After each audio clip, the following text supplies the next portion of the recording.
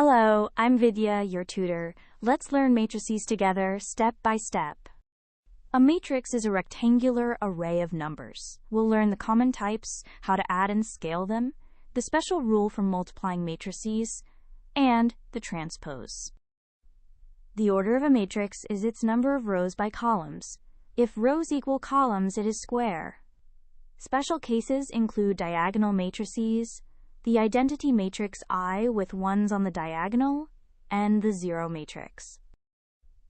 Two matrices of the same order are added entry by entry. To multiply by a scalar, multiply every entry. Addition is commutative, just like with numbers. Multiplication needs the inner dimensions to match. The columns of A must equal the rows of B. Each entry of the product is a row of A dotted with a column of B. Note AB is usually not BA.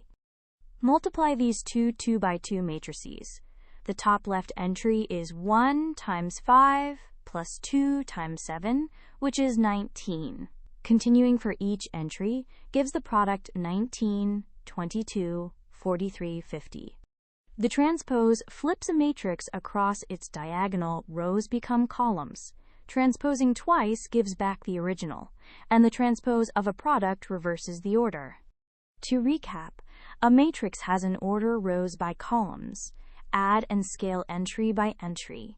Multiply only when inner dimensions match. And remember, matrix multiplication is not commutative. Well done! Great work! Keep learning with Vidya and visit CBSETest.com for free lessons, worked examples, and practice tests.